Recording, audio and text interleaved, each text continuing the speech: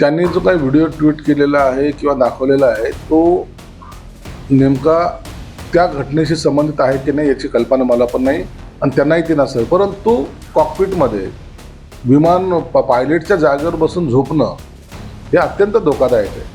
हे छोटे जे फ्लाईट असतात याचा रन किती असतो तर तास जास्तीत जास्त 1 तासाचा रन असतो. मग 1 तासाच्या रनमध्ये त्या प्रवासामध्ये जर झोपलेला असेल तर ते धोकादायक आहे हे मात्र निश्चित आहे. आणि अशा वेळेला तेही मुख्य पायलटच्या जागे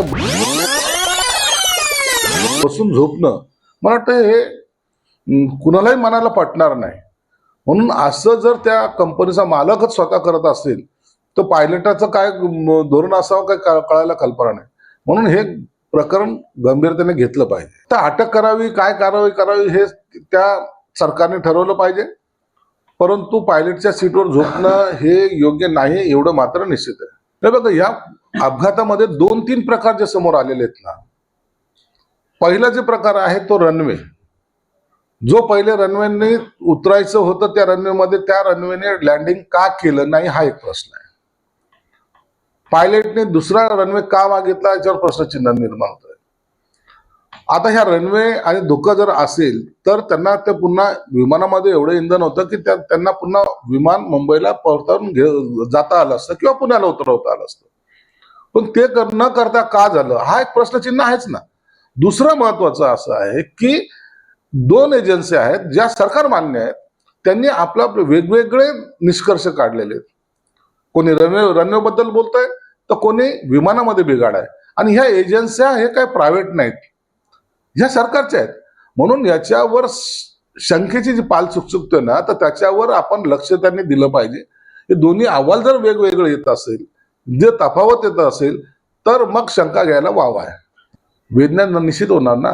अजित दादासारखा मोठा नेता गेल्यानंतर हे वेदना महाराष्ट्राला झालेल्या आहेत. म्हणून आता याची जो प्राथमिक अहवाल आला त्याच्यात काही त्रुटा दिसलेल्या आहेत. म्हणून आणखीन याला डीपमध्ये जाऊन याची चौकशी खरंच गरजेचं आहे. प्रत्येकाच्या मनामध्ये शंका ही वाढत चाललेली आहे आणि हे मला वाटतं योग्य नाहीये. त्यांना काय टिकवण्याची चिंता आहे त्याला कोणी विचारत नाहीये. आता या राज्यसभेच्या निवडणुकीमध्ये हे तिन्ही पक्ष एकत्र येतील का नाही यावर शंका आहे. कुणाचं संख्याबळ नाहीये. एकीकडे शरद पवारांचं नाव घेऊन राजकारण केलं जात आहे, दुसरीकडे आमच्याच पक्षाचा उमेदवार पाहिजे असंही सांगितलं जात आहे. एकाच पक्षातून 2-2, 3-3 स्टेटमेंट हे वेगवेगळे दिले जात आहेत. आणि काँग्रेसने आतापर्यंत त्यांची भूमिका उघड केली नाही. म्हणून राज्यसभेवर आता कोण यापेक्षा त्यांच्यात असलेली किती प्रमाणात फूट होते याकडे आपल्याला पाहावं लागेल. आता काय संजय राऊतचे सल्ला घेऊन आता आंतरराष्ट्रीय युद्ध लढणार का? काय बोलतात हे? नाही तर संजय राऊतच्या त्या दोघा देशाच्या बॉर्डरवर उभं करायला हाच काहीतरी संदेश देईल तिथून. कोणतं पॉलिसी कोणती, देश कुठं चाललाय ते आंतरराष्ट्रीय गप्पामध्ये आपल्यासारख्या माणसांनी कशाला नाक खुपसायचं? देशाचा पंतप्रधान मजबूत आहे ना. आता याने फोन करून डोनाल्ड ट्रम्पला सांग म्हणा. नाही तर आता काय कोणतं ते नातेव वितो त्यांना सर्वांना सांगत बस. आपलं ऐकतंय कोण ह्याला तरी थोडंसं चान्स असलं पाहिजे ना. डोक्यावर पडल्यासारखं काय स्टेटमेंट करतात हे लोक? जग त्या युद्धाकडे पाहतंय, अख्ख्या जगाचं लक्ष लागलेलं आहे आणि अनेक जग त्यात अनेक देश त्यात इन्व्हॉल्व्ह होत आहेत. अशा वेळेला आपल्यासारख्या छोट्या कार्यकर्त्यांनी याच्यावर एवढं मोठं भाष्य करण्याची गरज नाहीये. तुम्हाला हे आंतरराष्ट्रीय सल्ला देण्यासाठी कोणी जर बोलवलं असेल ना तर तुम्ही द्या. म्हणून अशा या किरकोळ बाबी घेऊन आपल्याच देशाच्या पंतप्रधानांची बदनामी करण्याचा जे काही तुमचा डाव असतो ना किंवा तुमचा रोजची जी ड्युटी आहे ती त्यांनी बजावलेली आहे. गणेश नाईक हा जाणून बुजून स्वतःचा TRP वाढवण्यासाठी एकनाथ शिंदे साहेब असतील, श्रीकांत शिंदे साहेब असतील यांच्यावर टीका करतोय. महाराष्ट्रामध्ये जे काही बिबट्याने धुमाकूळ घातलेला आहे त्याच्यावर त्याचं कुठेही भाष्य नाही, कुठेही त्याचं काही कारवाई नाही.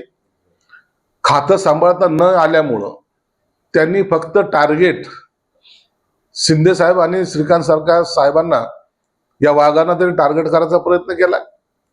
परंतु त्याला त्याच्याच पक्षातून जो प्रचंड विरोध होतोय त्याकडं दुर्लक्ष कसं होईल हा तो पाहतो. म्हणून त्यांनी केलेले घोटाळे आता त्यांच्याच पक्षाचे कार्यकर्ते समोर आणतायत. त्याच्यातून वाचण्यासाठी असे बेछूट आरोप त्यांना करायचं थांबवावं.